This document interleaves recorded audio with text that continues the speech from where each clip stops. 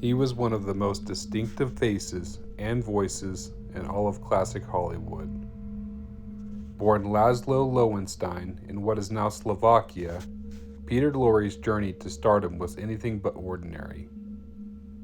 As a young man, he worked as a bank clerk in Vienna before chasing his true passion for acting. For years, he struggled in obscurity across stages in Switzerland and Germany until one role changed everything. In 1931, director Fritz Lang cast him in the chilling film M, where Lorre portrayed a child murderer with such haunting realism that it made him an instant star and forever linked his name to the darker corners of cinema.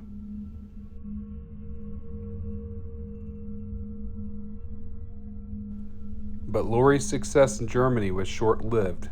When the Nazis rose to power, his Jewish heritage placed him in grave danger. He fled first to Paris and then to America, where Hollywood welcomed his unmistakable talent.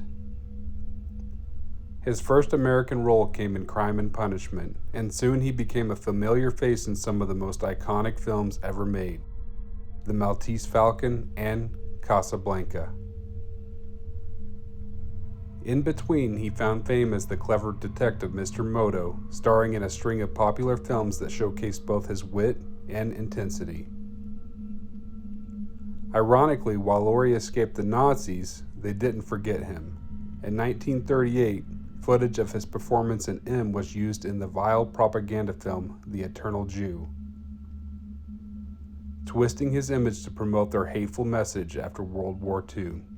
Lorre returned to Germany to direct and star in The Lost One, a haunting reflection on guilt and loss.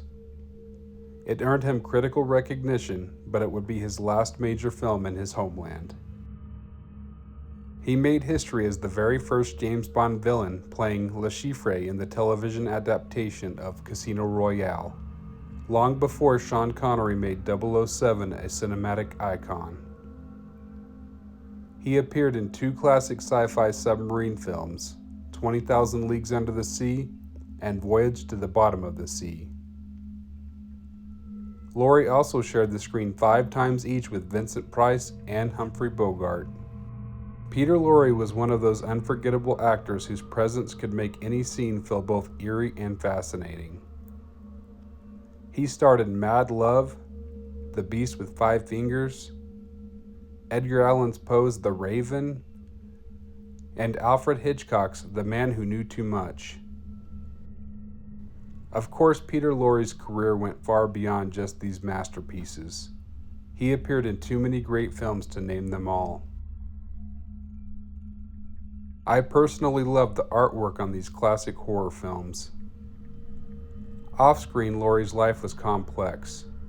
He battled addiction and chronic health issues, endured 3 marriages, and was a devoted father to his daughter Catherine, who in a strange Hollywood twist was almost abducted in Los Angeles by the serial killers known as the Hillside Stranglers. In Los Angeles, a killer the police are calling the Hillside Strangler has murdered 10 young women and left their bodies on the hillsides along the highways. Today, the police found another, number 11, they think. She was stopped by Kenneth Bianchi and Angelo Bueno, who were impersonating policemen. When they realized she was Lorre's daughter, they let her go because the actor was famous and they realized her death would draw attention from law enforcement.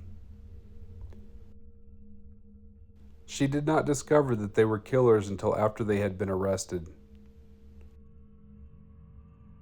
Lorre's voice and mannerisms became legendary, inspiring countless impersonations in films and cartoons alike. Lorre's face and voice were too characteristic not to be a source of inspiration for the animation industry. When he and Vincent Price attended Bela Lugosi's funeral, Lorre jokingly asked, "Do you think we should drive a stake through his heart just in case?"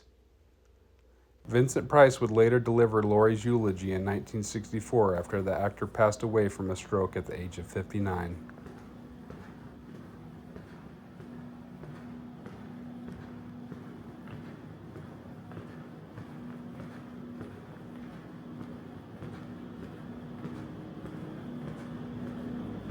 The ornament is a statuette. Black figure of a bird.